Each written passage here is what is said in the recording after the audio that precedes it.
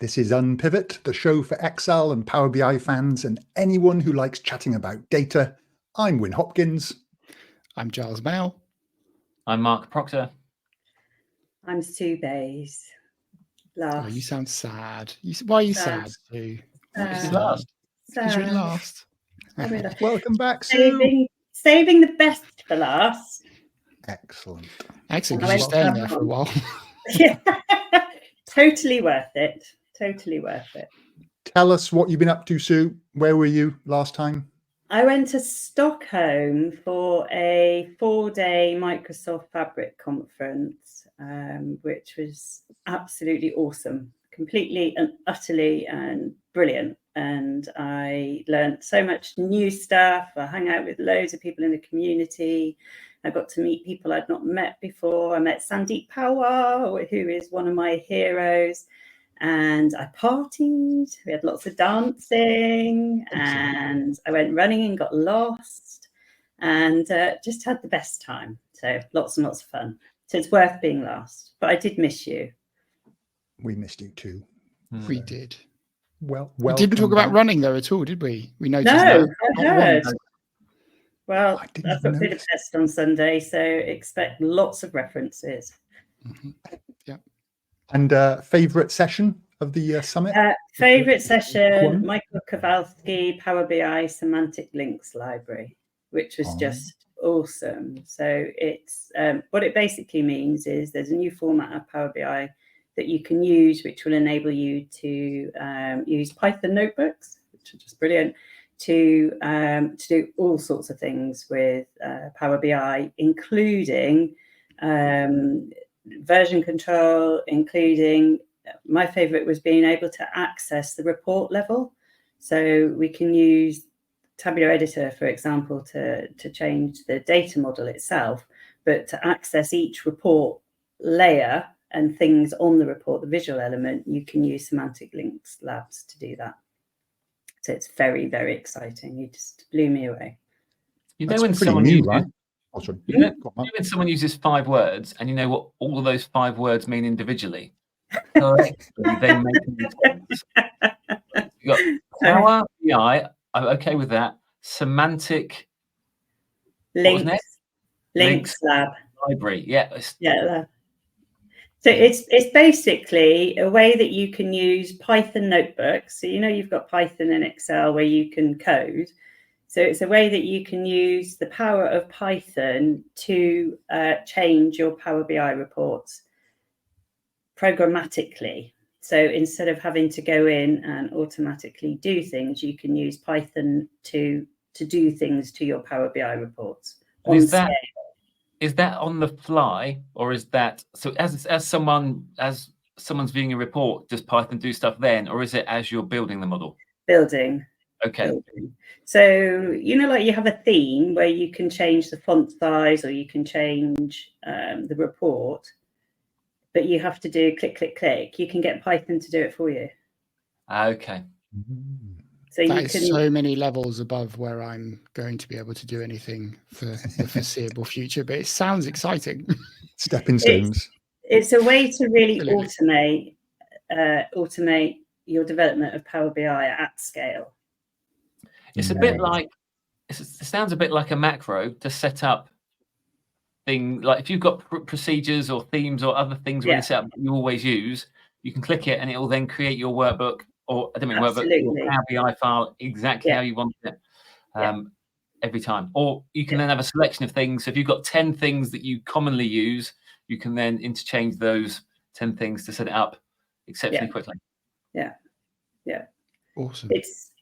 I think what I came away from the conference really excited about was Python notebooks, because you can use Python notebooks to within the Fabric environment just to change things at scale and repeat. So like VBA, you can just do it and it'll do it to everything. Loads of people are learning Python now out of college and university and places, and just seems to be that next language that's going to take over. I think if back in our day, learning VBA gave you superpowers, and I think Python does it. And the notebooks within Fabric gives you the superpowers as well. And it's supposed to be like English, one of the easiest languages to learn, because it's we in the UK teach it as part of our GCSE, our sort of 14 to 16-year-old curriculum. Really? Yeah. Cool. Yeah, that's very cool. That is good. I need to pick your brain on all of this in Budapest, Sue, because I've got a talk coming up in Vegas in December that I'm going to try and step into the fabric world on, which is going to be a good challenge for me because I don't know anything about it other than what Sue's already showed me. Well, I'm presenting in Newcastle when I get back about fabric and notebooks, so I can show you mine and you can show me yours. So do we want to get the running chat out of the way early? Because I was interested in a brief discussion we had before this started. There was mention of something to do with beer and a sauna or something. Oh, beer sauna, yeah. What's going on? Let's get this, because that bit interests me. Right? So I'm running Budapest Marathon on Sunday. So excited, so very excited, because it's going to be amazing. And I don't know Budapest, so I get to see lots of Budapest, and I'm really, really looking forward to it. But Budapest is built on loads of hot springs. So I've been looking up, and there is a beer spa. So after the marathon, we can go to the spa and you relax in wooden tubs, and they're like 36 degrees, and they put in some of the ingredients to do with beer. And then you have like this cellar of beer that you just help yourself to while you're soaking. They put some of the they don't put them in the water. Yeah, hops, malt, and yeast, which apparently have an amazing impact in the bath water. Yeah. Oh, hang on, but do you get to drink beer? But you have a tub of beer on the side. Oh, fine. Okay, yeah, I was in at that level. If I'm just sitting in a hoppy bath. No, there's beer as well. Then you could siphon off some of it and sell it as Giles beer. Oh, that's wrong on lots of levels. Bottle that magic. The way your life's going at the minute, mate, you'd sell that. Oh, I don't know. I got, here's a good, if you want a good side story for you, I got roasted by a few people on LinkedIn.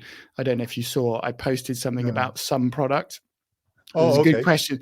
The good question came up in the full stack community, and we still train some product a bit. So I thought I would share, like, oh, here's a cool thing I didn't know about some product. And I tried to caveat my post by saying, look, modern Excellers, I do realize that you don't really need some product anymore. So just bear with me. And then I just got slated by people, including like the founder of Operis and other very, very knowledgeable people. Like, right, well, that's the last time I'm ever mentioning some product on LinkedIn again. I feel like I blasphemed. It's like, oh, is that the new VLOOKUP anti-word that we? I think it might mention either of those for some engagement on LinkedIn now. I think.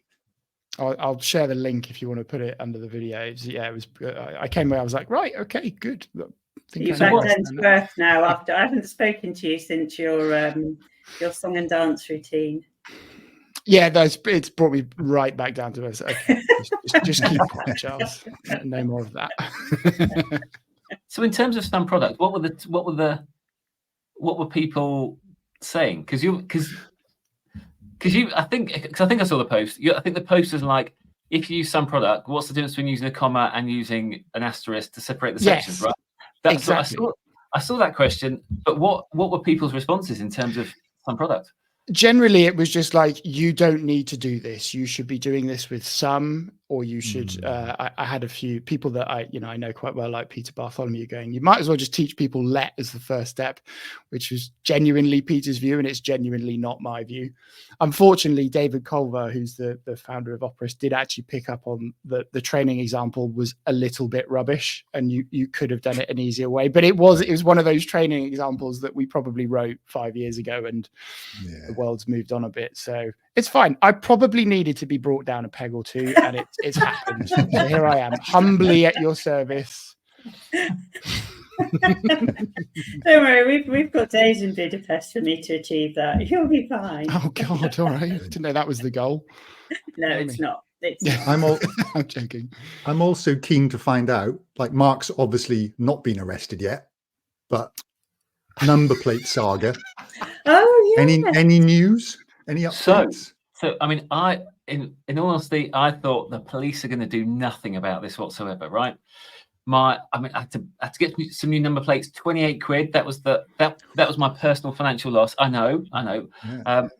I thought the police are going to do nothing about this, but they came out. They took the number plates. They were trying to get fingerprints from them, and I'm like, wow, these. I mean, I was impressed, to be honest, because you hear stories about the police didn't do anything about this and about that, but apparently there are some suspects. So I'm just waiting to find out how that pans out. But yeah, exciting times. Oof, look out! All the talk of the Proctor household, I'm sure. I mean, for the police, I had to give a statement, right? Because as a witness statement. The problem is that my statement was rubbish, because it was kind of like, so on this date you didn't see anyone take you on the plates. No, I didn't. Did you witness anything? No. So as a witness statement, I was like, so effectively my statement is something happened, I didn't see it.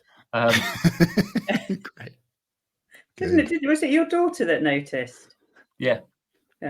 Oh, see, Sue was listening to the podcast. I did listen to you. I missed you. Yeah. That's good proof, Sue. Well done. So I think in honorary fashion, it's time for a jingle. Oh, just to welcome Sue back. It's just got out of control now. This is 2 minutes long, all right? And we have to listen. Well, actually, it's 4 minutes long, but we're only going to listen to 2 minutes, okay? I'm so up for this.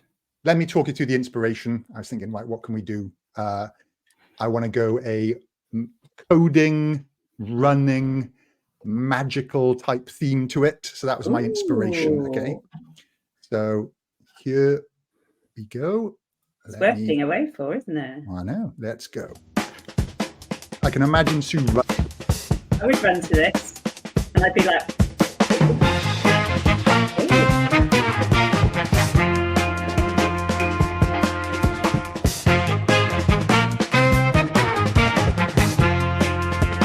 in 2 minutes.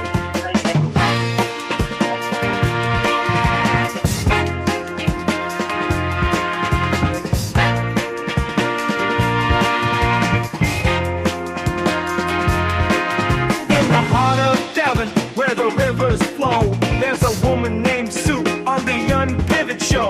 She says she's not a coder, but just loves to run with the rows and columns, making data fun. Super tablet coding magic, as her focus, and when your data is bordering on atrocious, just give a desktop and T3, she'll work some hocus pocus. Super tablet coding magic, powered by your focus. She's lacing up her shoes at the crack of dawn, running marathons before the day is gone, with a laugh and a smile and the wind in her hair. Call her just Sue, like Madonna or Cher.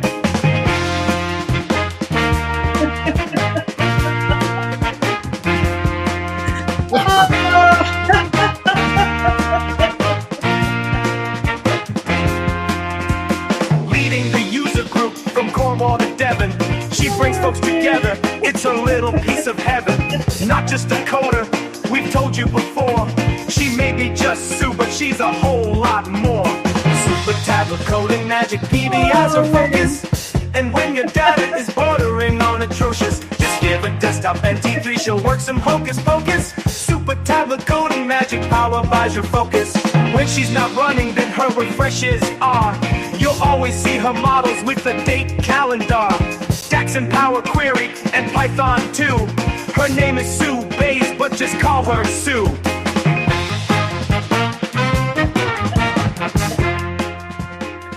I love it. Can I have that so I can put it on my playlist? There we go. And then I can listen to it about mile 20, 23 or something when it's starting to really hurt, and then I can laugh and run. So can I have that, please? That's awesome. I will send it through to you. That was brilliant. Thank you. Pleasure. When's the album coming out? When? In time for Christmas. In time for Christmas. Excellent. There's mince pies in the shop over here. Yeah. We've got enough content for an album. I do. There's a whole playlist now. I'll share it with you. I am rather proud of the lyric, Super Tabular Coding Magic, Power BI is your focus. Yes, tabular as well. But tabular modeling. I like that. I love that. I really know. No one's done me a song before. We'll send that through to you. Thank you. Honestly, I'll put it on my playlist and listen to it on Sunday at cool. about mile 20-ish. Keep it going. Right. So, any other news? Anything else going on? Giles just getting lambasted. Mark with his number plate. Any other news from anybody? What else has happened? Anybody done? Oh, Mark, yeah. So today I've got, I don't know whether this was announced by somebody, whether it's been rolling out for a long time, but suddenly literally in the last, half an hour, I've now got a co-pilot icon in my taskbar at the bottom, but I haven't installed anything, haven't changed anything. It's just appeared. And you click on it, and there's co-pilot right there. So, bottom right corner? No, just in the taskbar at the bottom. So you know where you put your where you put your favorites. So you've got you've got Power BI and Excel and all that stuff. It's there. It just appeared from nowhere. Oh, I haven't got that. Well, don't click it. I'm on a Mac. I haven't got anything. You're on a Mac? What? That was a stronger reaction than I expected. Why is this not the leading news? Why? So I have my Windows machine next to me, but for anything other than modeling, I use my Mac, which is I do less modeling than I used to do nowadays. So as soon as it goes to Excel, I can't use it. It's literally impossible. So I just have to switch back. But yeah. God blimey. Sorry guys. I feel like a second time I've blasphemed in like 3 days. Oh God, you're still knocking me down. Blimey. It was just when yeah, it's Excel and a Mac is it is a nightmare, to be honest. So you've got parallels that you can set up, and I guess you can use like an external keyboard. Is that the right word? Every keyboard's external, but you know what I mean. But I can't do it, so I have to just switch back every time. Yeah, I get confused by it. My thing, I've recorded a 30-minute YouTube video. I'm not sure how that's going to go down. It's basically the ultimate guide to replace values in Power Query, which sounds a bit dull, but I've actually sort of time tested a whole bunch of different options, because I was looking at how to do it myself, and I used somebody's bit of code, which was 1 line of code, and it worked beautifully on the 10-line bit of data I had as a demo. It's like, oh, this is amazing. This is just like 1 line of code using replace values from a table. And then I tried it on 50,000 records, and it just took 5, 6, 7 minutes to refresh. So I was like, oh, there's something in this. So I time tested a couple of different methods and worked out what the best one was out of the 5 or 6 approaches I had. So is that why it's 30 minutes? Because it's you clicking refresh and going, what's in this bad boy? Let's see how long it takes. Yeah, me sitting back, keeping it real. I have to say, your YouTube at the minute is on fire. Oh, thank you. I watched the last one. I can't remember what it was. A few different videos. As is Mark's. You keep churning out awesome stuff. I keep looking at your videos and I'm going, oh God, that's really useful. Somebody posted one of your videos in full stack the other day, Mark. I said, watch out for that Proctor, but he'll be in jail in 2 months. His empire's coming down. I sat opposite Amir Nets for lunch. Amir Nets is a technical fellow at Microsoft who asked me what my wish list for Power BI was. So I gave him my first choice, then my second, and on my third, he got out his phone and sent an email. Third one, I said, you can do this one. Date format. Can somebody come and rescue me from this? That's mad woman. Help. Yeah. So the third one, I said, date formats. Why does it have to come in as long date? It's one of my pet peeves. Small. It needs to be small. He said, oh, I might do that. So he sent off an email and he said, we'll see. He has got form on that. It wasn't long ago, a couple of weeks, month ago, that Jeff Weir on Twitter posted something, CC'd Amir in, and something got fixed 2 weeks later. So if in the October release dates are short, it's because I had lunch. Excellent. Good call, Sue. Well done. Right. Should we get into question of the week? Yes. Yeah. Okay. Jingle. Short one. Love it. Oh. It's that time in the Unpivot show where we pose a question and tell you what we know. We may be right, we may be wrong. It's just an excuse to play this song. It's the question, it's the question, it's the question of the week. It's the question, it's the question, it's the question of the week. All right, that'll do. Cool. So, question of the week. What feature that you now use fairly often were you very slow to adopt in the very first place? Who wants to kick us off? Go on, Giles, you're second. Yeah, okay. I will go with two things, quick things. One, Power Query was definitely the thing that I was slow to start using, just in relation to when it was possible to use it. And then I think more and more now, I don't do much proper consulting or any at all, but when I'm doing Excel modeling and challenge work, all the new stuff, let and lambda, it took me ages to get my head around lambda and let. And now that I'm using it, I'm finding it hard not to use it. And I'm now leaning into the fact that learning let, when you get into things like M code, it suddenly opens the door where you go, well, hang on a minute, this is let, just in a different place.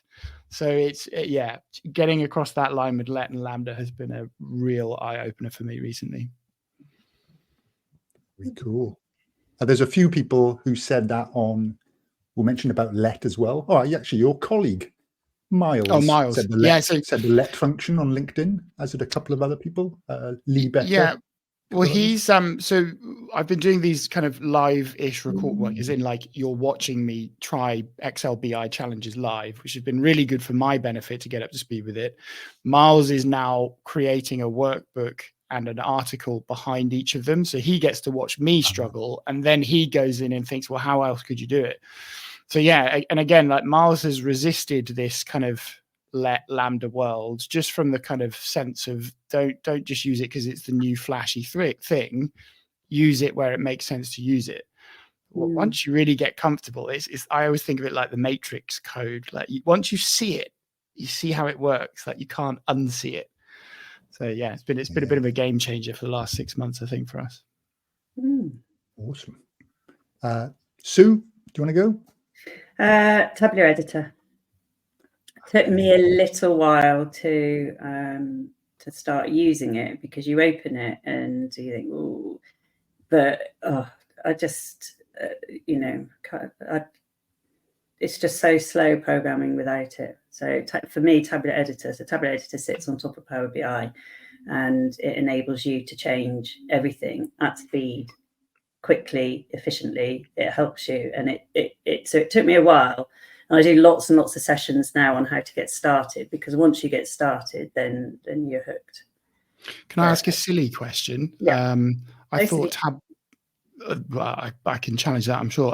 So I thought Tableau was just a separate product. Why would you have a Tableau editor?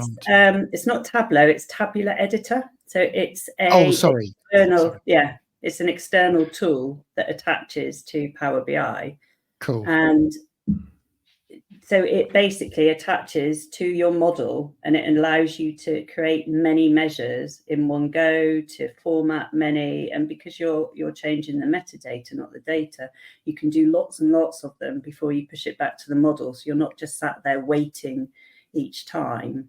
And you can use C# scripting, like macros. So you can write macros that, because every column you want to sum up the number or count the rows or change the date to formatting or do all sorts of amazing things.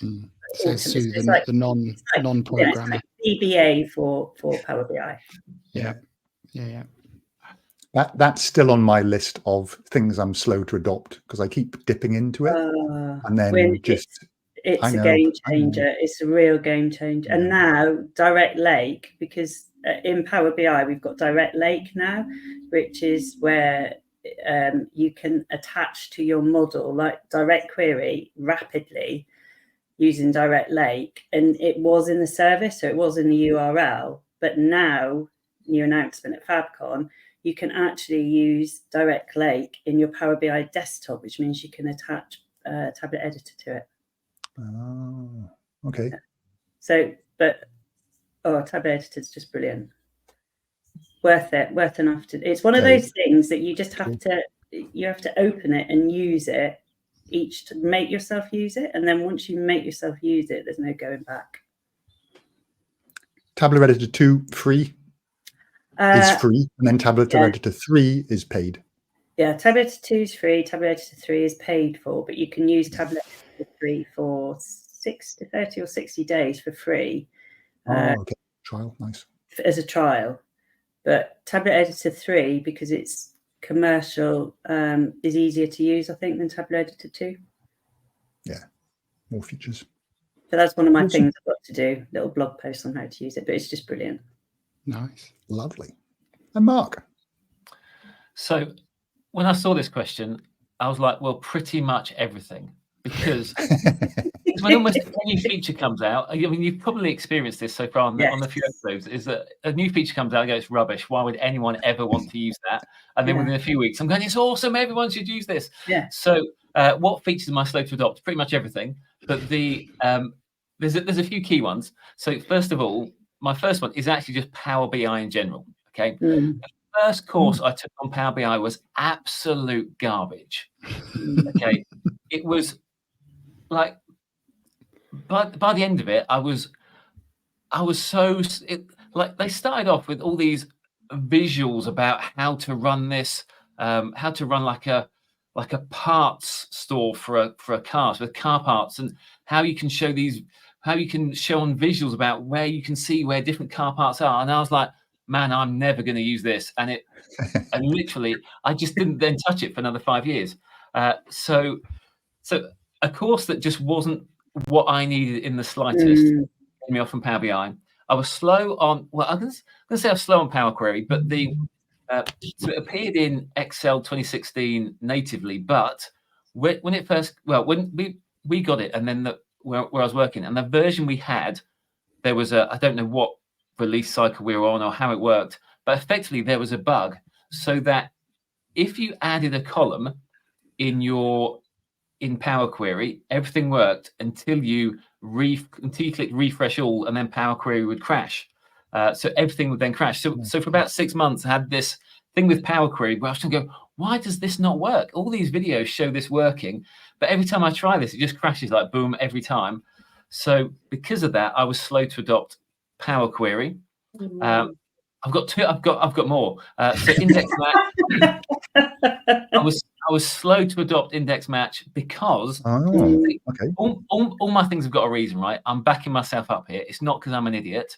There are reasons behind all of it. In index match at the time, so I was just slow on index match. You know, you start with Excel, you learn VLOOKUP, and you think you can do it. You think you've conquered the world. You can do anything, and then you realize it only picks up the first value, and you want to sum some stuff. So, sum if. Now I've conquered the world. I don't need to know anything else. But it wasn't until a lot later that you start thinking about how data should be structured and other things. Well, but why does my lookup have to be in the first column? By definition, how data is structured, first normal form, your column could be anywhere that you're looking up. So that means that it took me a while with index match.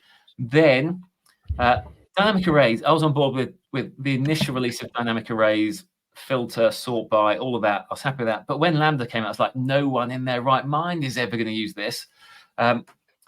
And actually, the piece around creating custom functions, I think, is reasonably specialized. But as soon as the Lambda helper functions came out, once I got my head around them, I was like, these are the thing that you need to solve all of the issues with everything else with dynamic arrays. So you definitely need the Lambda helpers, Lambda and dynamic arrays come together to give you your complete solution. So in summary, I'm slow on pretty much everything. You'll notice in recent weeks, I've said trim range, nobody needs it. Someone has proved me wrong. I've said Python, I think it's a red herring. In a few weeks, I'll be telling you it's amazing. Everyone needs it. So yeah, whatever feature I tell you is pointless, that nobody needs it, you just give it a month or so, and I'll be telling you it's amazing. That it's a solution to every problem. So focus cell in a few weeks. I'm like, this thing everyone needs, it's game changer. Game changer. That's it. Oh, there should be a penalty, a financial penalty, if you use the word game changer. Brilliant. So they're my 1,000 things I've been slow on pretty much everything. Yeah, and when? Yeah. So I'm going to go back. I'm going to go back in time to Power Pivot. Oh yeah. Because I am conscious that I was slow to this, and I even still remember. And I just looked it up the other day. I remember getting an email from a client saying, "Oh, can you do us a little demo of this thing called Power Pivot?" And the guy's name's Steve Zabiela. Steve, if you're listening, you're probably not. So thanks. He basically said, can you give us a quick demo the next time you're in about Power Pivot?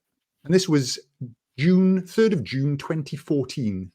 Okay, so Power Pivot had actually been out for 5 years even. So this is only like a year before Power BI was launched. So, and I replied to him something along the lines of, haven't really used it, not really sure what DAX is and things like this. So that's 2014. So I'm just thinking like 10 years back, no idea what DAX was. So I was a bit late to that show, but then as soon as I learned about that stuff, Power BI came along and I was straight on to that. Ready. That was just ready to go. Power Query was on there pretty quick because I was already writing MS queries, the old MS query scripts for pulling data from various spots and things like that. So I had a need. So when Power Query came out, I was into that. Random little things, Windows key V for paste from clipboard. Yes. Where was that all my life? Oh, Came to that about a year ago, 2 years ago. Jeez, it's awesome. If you're not using Windows V, search it up. It's amazing. Paste values from clipboard. The days of copy pasting, going to paste something into an Excel column, realizing you have to insert some cells, and then your paste disappears. So you go back, you copy, you come back. Those days gone. Windows key V, awesome. Nice. Just don't copy your passwords too often. The one I'm going to be saying this about in the future is Python. Yeah. I'm just not going to get into Python. No, I'm just not. I've done a video on it that'll be released tomorrow night.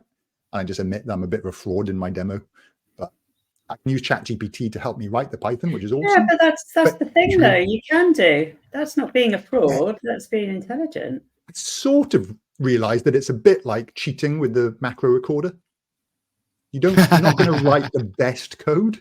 You might be writing really inefficient stuff, but it works. It gets you the answer, and you can learn that way.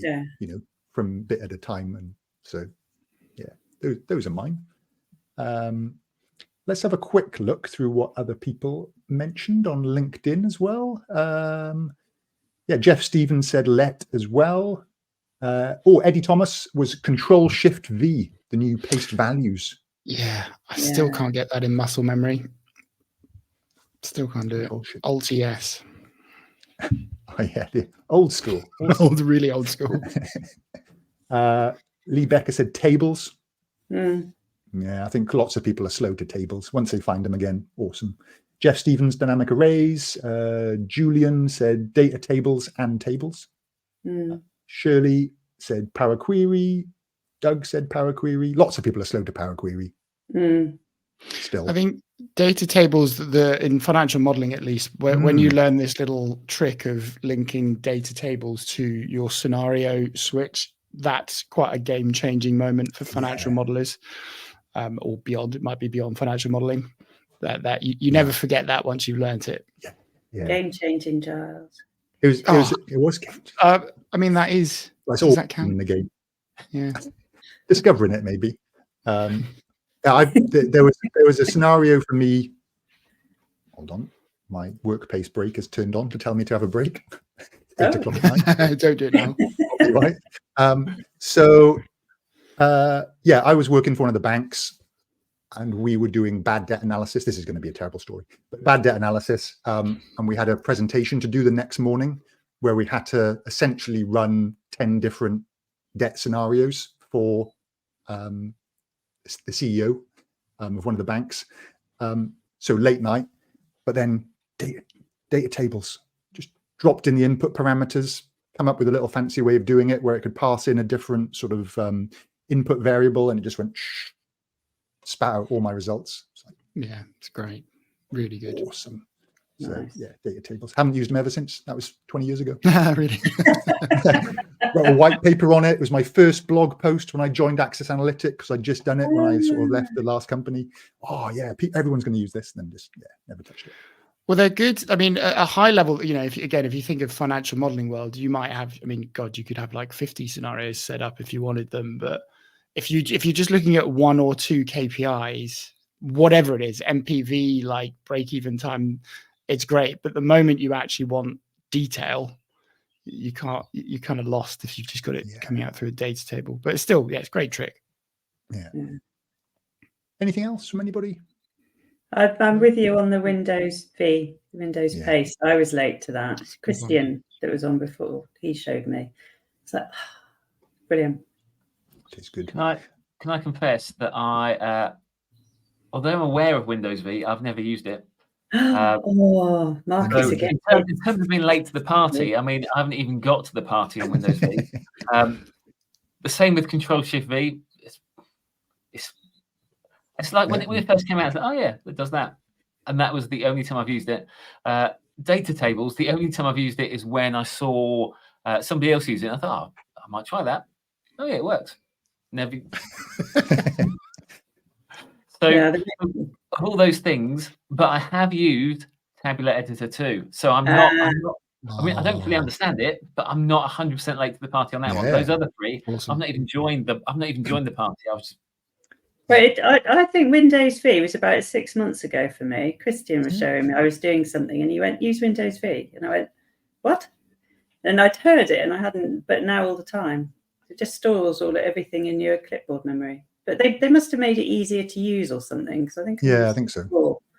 The other one I had was Windows. I used to tell people all the time was Windows key tab that I discovered about 2 years ago, which then you can scroll down, see all your recent documents that you had open, which is just awesome. Oh. But they disabled that in Windows 11, and I'm just like, I was just about to try it. Yeah, it was great. I learned that tip for about a month, and then I upgraded to Windows 11. It didn't work anymore. Yeah. Oh, can I share one that's got nothing to do with modeling? It was using setting up bespoke kind of test emails by using, like, my email is giles@fullstackmodeler.com. My God, when I learned to add like Giles plus online test 1 at fullstackmodeler.com, so that you don't have to start actually setting up separate email accounts everywhere. Game changer. Oh, have you not heard this? Do I know something none of you know? Yeah, I think you've just. Oh, the ego is back up from the horrified. floor. Horrified. Oh yeah, the plus sign. Yeah. Come on, he's not humble. Someone, don't let him get back bigger in the again. game. All right, so if you're using your email like giles@fullstackmodeler.com and you want to submit to a new sign up to a newsletter or test something, we do a lot of test runs for memberships at Fullstack. After before the @ symbol, you just add the plus sign and then whatever. So I might put Giles plus test 1 at fullstackmodeler.com. It'll still come through to you, but it's coming actually to a slightly separate bespoke email. Oh, that felt so good. All 3 of you. That's good. I did know that, but again, I've never used it. So I mean, again, I've got probably too many of those set up now, but it's pretty useful because otherwise you have to go and think, oh God, I've actually got to create. I've used all the other personal email accounts. I've got to test this thing, so I'm going to have to create another one. So yeah, good little tip there. Good. Does it go into your existing email as well, or just to another one?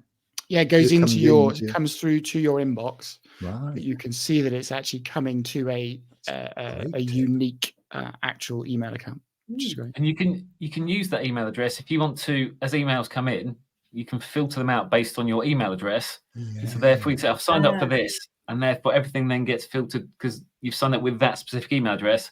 It gets filtered through into wherever you want to keep it. Trash. That's gold. Really neat. That's lovely. Yeah. I think what we're discovering is that Mark sort of basically knows about a lot of parties, but can't be bothered going to any of them. Can't be bothered to join. It takes me a little while, but then I'm hooked. Yeah, Sue's just into the party. I'm into the party. Where is it? She's in lots of parties we don't know about. Mark can't be bothered. Yeah. I want to be at them all, but I'm not invited. Wynn's probably hosting them. What I do love, Giles, is that your coat and glasses are right to hand. Any moment. If the request comes in, which it does quite a lot at the moment. Alrighty, let's get into the main. Are they coming to Budapest? Oh, absolutely not. No running. No, they're not. No. Okay, main topic. How to remove the fear. Oh, I love this. Presenting and what makes for an engaging presentation. So presenting tips and tricks. Sort of what techniques do you have? Any advice? How have you experienced it? How is your presentation? What makes a good one? How do you handle the nerves? Anybody want to kick in? Do you want me to go? Went first last yeah, time. go. So I've been doing quite a lot, but to be fair, I have presented probably for over 30 years, so I've got quite a bit of experience in live presenting, and also I'm trained as a lecturer. So but my key things would be think of your audience. So many people come up and present to make it engaging. Think about if you were sat in that seat, what would you feel like having this presentation given to you? So if you're in a conference and as a attendee, you can only take so much in. And sometimes people come up and they can be so fast at delivering everything they want to know because it's what they want to do. But sometimes you need to flip it and think about the people you're presenting to and how they're going to respond. So think of your audience, think about where you are. To help with the nerves, practice.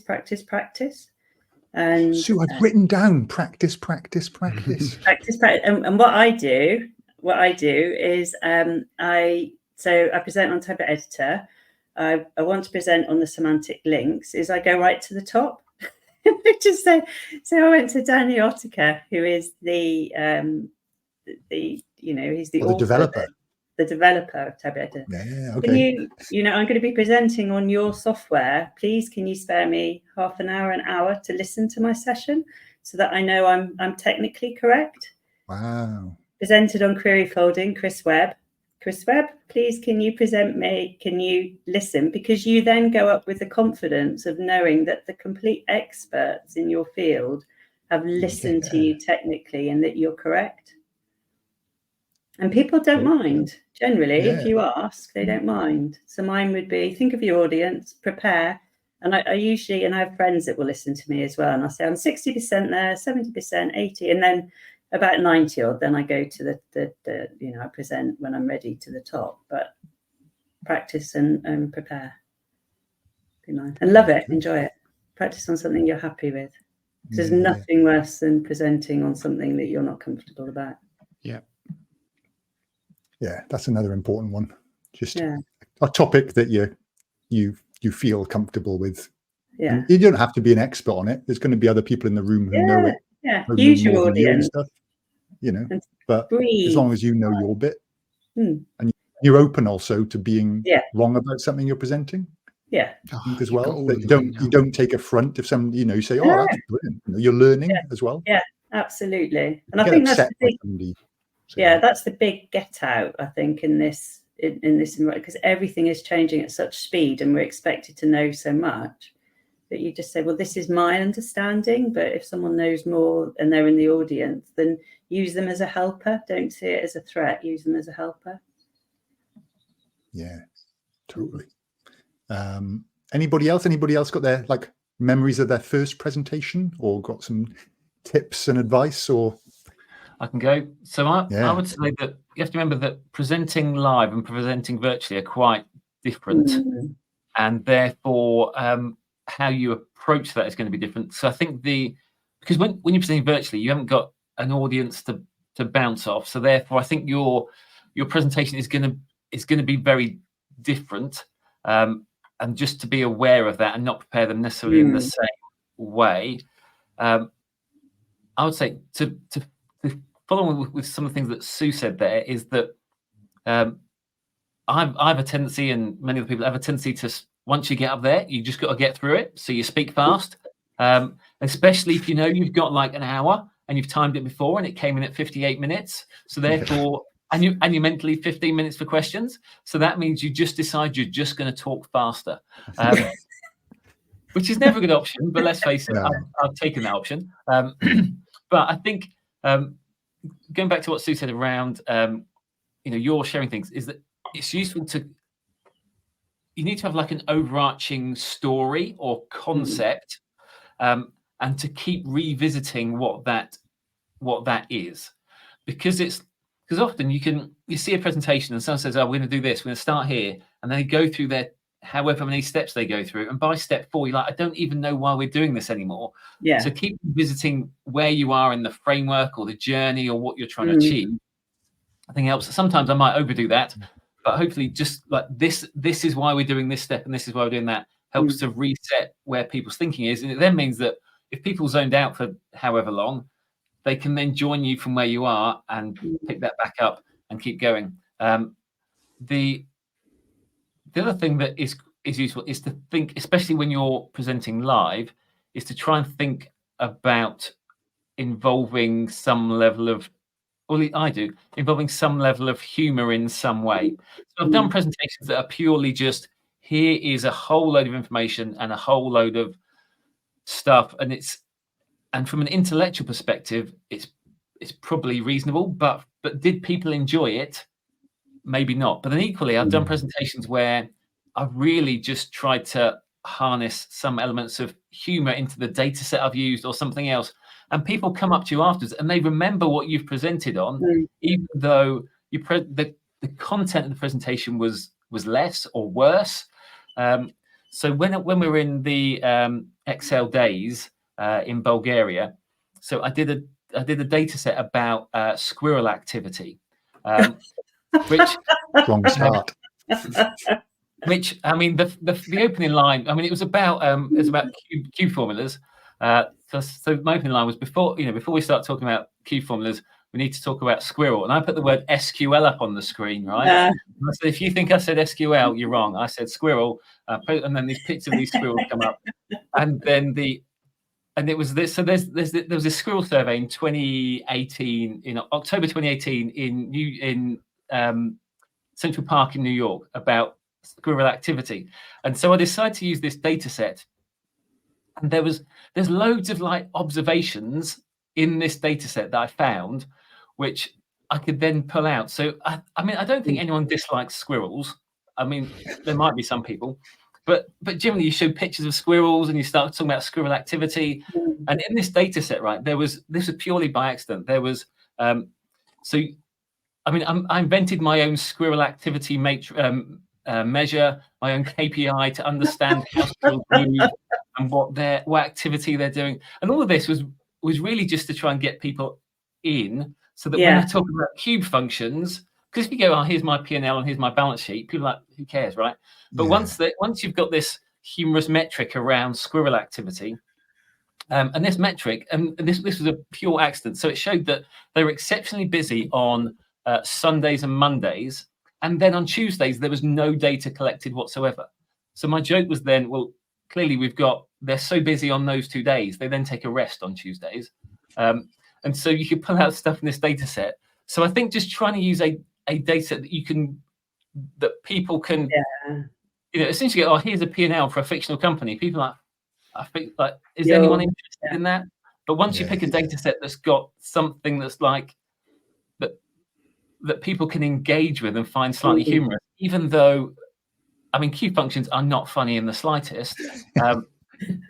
And as soon as you start talking about MDX and various other things, people's eyes glaze over. So, so I think trying to bring in some level of humor, but not necessarily jokes. I mean, I'm not particularly good at jokes, but trying to have an example that is slightly humorous. I remember on one of the London Excel meetups, there was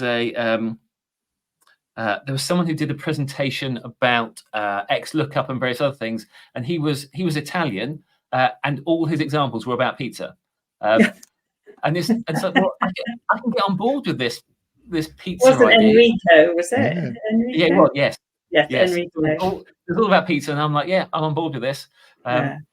So it's just trying to find things that people can enjoy about your presentation, even though what that data is about is almost irrelevant to what your presentation is. But so I think that's useful to try and keep people engaged. And for the Global Excel Summit, I've got an awesome data set that I'm ready to use. Are we allowed to know? No, I just need to squeeze it in somehow into whatever I'm going to talk about. I'm going to shoehorn it in no matter what, because this data set is going to be epic. Oh, tell me after. Looking forward to that. Yeah. Looking forward to it. You think as well, the sort of simplifying, that keeping your data as simple as possible as well, so that people can just follow along with some of the bits and pieces. I think sometimes you think you have to have a big table of data with lots of thousands of rows and everything, but really a little square bit of data with something simple in it can just allow people to follow. I've got some, a lot of them are very similar to ones that have been called out. So three things that I'd probably add. I think you mentioned practice. And I think, alongside that, just the general preparation time. Like, I think I've reached the stage where I can come across very relaxed when I'm doing presentations. That doesn't mean I've gone into it relaxed. Like, I've probably still put hours of work into the story arc, the slides, the examples. So I find that, what's that phrase about practice and preparation time? Was it fail to practice, prepare to fail? So there's another one. I'll have to look it up. People, performance, something. So that for me, I always take presentations very seriously, and I never, even though I come across like I'm being very loose and chatty, it will be part of a broader plan that I know back to front. I don't put pressure on myself now to know everything. And again, I think Sue, you touched on this. Like, it takes a huge amount off your shoulders if you're very comfortable just saying, I don't know. Like, a great question. I'll find out. I don't know. Never been asked that before. Never seen it before. So that you don't have that pressure of, oh my God, I've got to come across like I'm the expert. I'm not 100%. Yeah, I'm not 100% sure. So I will check and come back. To you. Or for me, sometimes it literally, I don't know what you're talking about. I will go and have a look. And then the last Tableau one, Tableau, what? I've heard of that. And then the third one is the enjoyment part. So again, certainly in the last couple of years, because I've been to, close to your neck of the woods when I went and met Danielle Stein-Fairhurst in Sydney and did a talk at a meet up there. And when she asked what I wanted to talk on, I took that question very seriously. Like, I want to talk on something I'm passionate about, which was like the average modeler and the difficulty of going along this training journey. So I've kind of stepped away from just doing, his best practice standards, because I've done that talk a million times. I've got the slide deck ready, and I'm trying to lean into things that I'm passionate about. And maybe they push me outside my comfort zone a little bit as well. So I learned something. I'm my worst experience was the very first MVP summit I went to. This is presenting experience. Got an email like the day before getting on the plane to go out there saying, would you like to do a recording at Microsoft Studios on Power Pivot? And I was just like, I just said yes, because I thought, when the hell am I going to get everything? I was screaming no inside, right? Yeah. I just went, okay, let's do something that makes you feel uncomfortable. Let's say yes. So that I was sort of prepping on the plane. I actually had to download a version because I was trying to do some Power BI stuff as well. I had to download a version of Power BI on my mobile phone data plan that I bought in the US, and it cost me $150. So that morning I was basically turned up to Microsoft Studios on the Microsoft campus. It's full on, like, producers.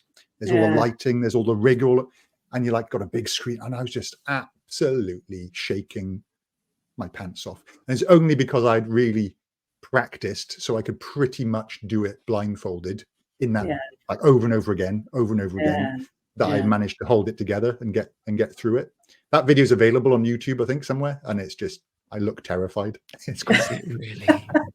YouTube. Look it up.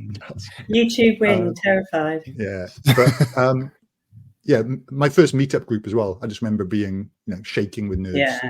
And I still get nervous, but I'm just used to it more. The more you do of it, I've done presentations at school and university and things and bits and pieces like that, but I don't brush it off as if it's nothing.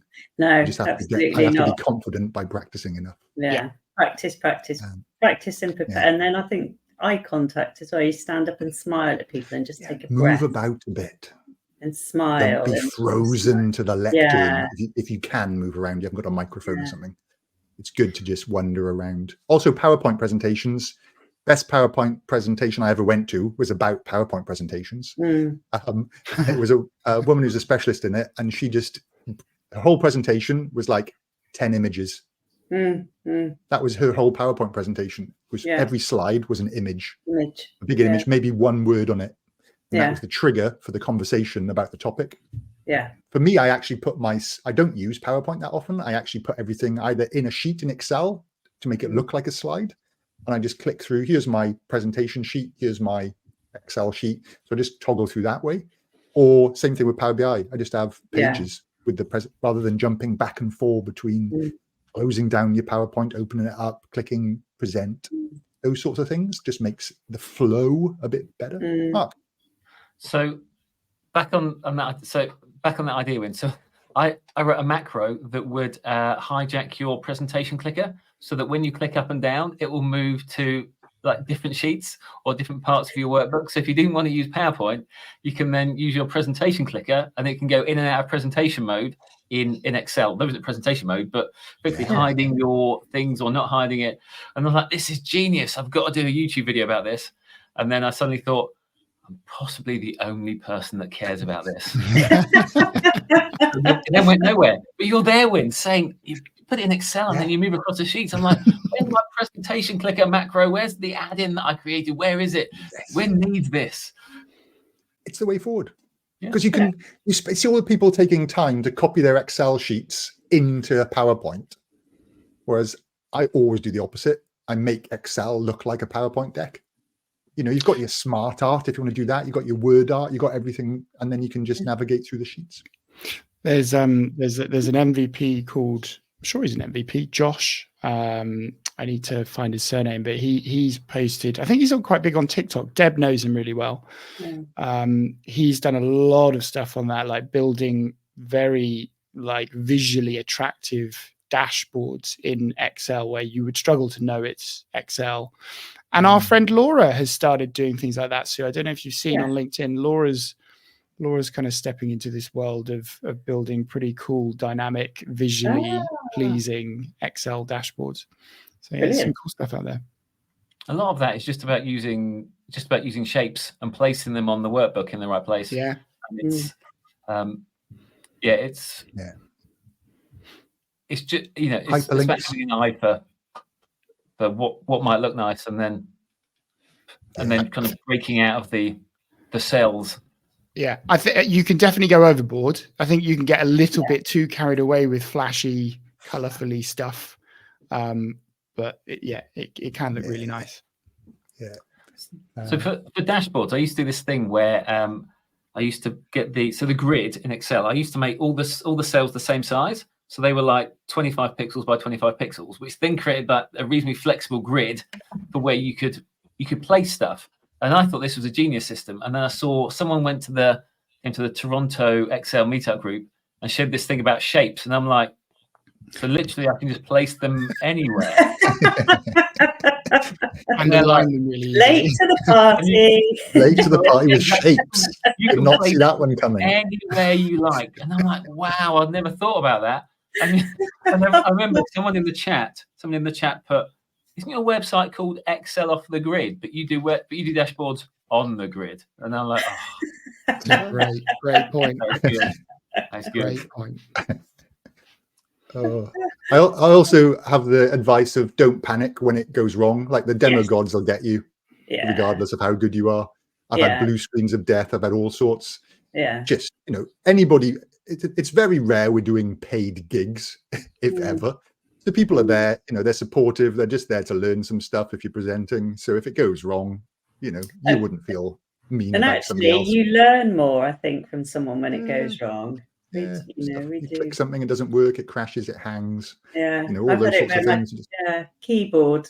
I was doing DAX, and my keyboard stopped working. The shift and the speech marks stopped working. So how am I supposed to do that? Yeah. Oh no! I've done Zoom it, where you zoom in, you zoom back out, and then your cursor disappears. Your pointer. Yes. In the middle of a presentation, you're just like. Yeah, that was it. It was using Zoom it. I was going in and out, and then it lost my cursor. And I was just like, that happens. And my other little tip for people is just to try and be enthusiastic about what you're talking about. Monotone presentations are just killers for anybody watching. Even if you're talking nonsense, if you can be enthusiastic about it, then it gets a bit more engagement.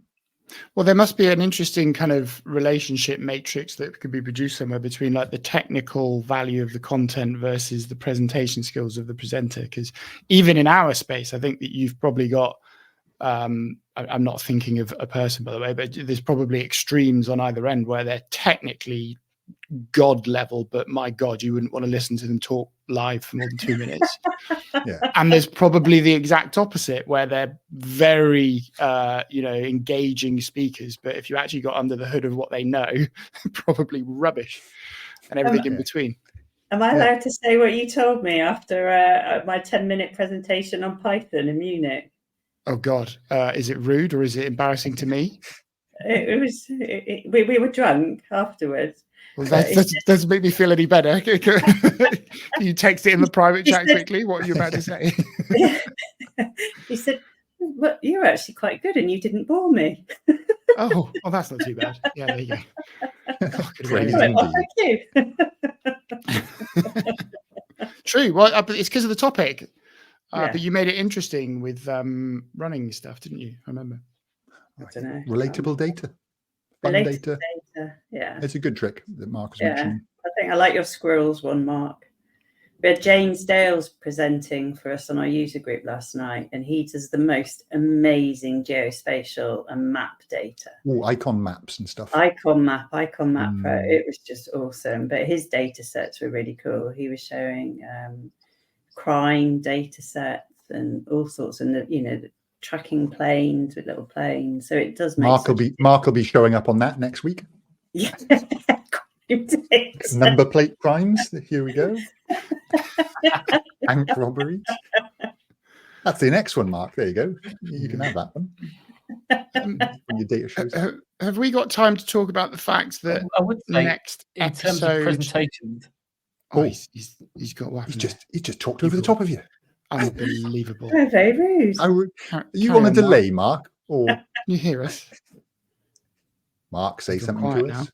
Mark. Oh, he's gone. Mark's gone. Sorry for everybody listening on the podcast. Mark's had enough. He's gone. Then go for it. Well, Mark. Yeah, while he's not here, talk about him behind his back. He's not here. Are we going to talk about the fact that we have confirmed this, right? Next episode, I'm in charge. Yes. This is the big news that everyone's been waiting to hear. I can't believe you're allowing this, Sue, Mark, and Win. Well, Mark is admin, isn't he? You haven't got that right.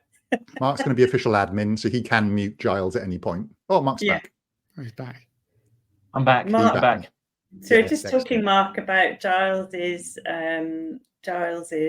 next promotion episode. Because Win is going to. I mean, I think Win. I know we have set this rule up, but for me, Win is the person running this. So I think Win instantly comes back in first place. Oh, definitely. Just to see 100%. What the ratings are, Miles. Let's just follow the ratings, okay? If it goes well, I'm more than happy to sit back. We got a guest speaker as well. Yes, we do. In my place. We do. Rick de Groot. Yay. I think we'll try and talk about whether books are still valid in the modern world of tech, given he's just written one, so it can be a nice massive one as well, which I've still got to. I finished George Mounts. Now I need to get onto that one quickly. Definitive guide to Power Query. Yeah. I think you should still come back as first, though, Win. Yeah, I agree. I'm throwing that out there. I'm just. So does Giles immediately go last then? Yes. Shall I think about that for a moment? And that's all you have time for this week. So thanks. Outrageous. You can't just change all the rules. Why? Just a couple. Oh, that's all good. Yeah. All right. So we'll look forward to that. So thank you again, everybody. Oh, thank you. And it's lovely being back with you all. Yay. And I'll send you that little song. Yes, please. Yes, please. Albums will be available on demand. Yes, I will. Honestly, I will put it on my playlist. It'll make me laugh, along with Ice Ice Baby. Great soundtrack.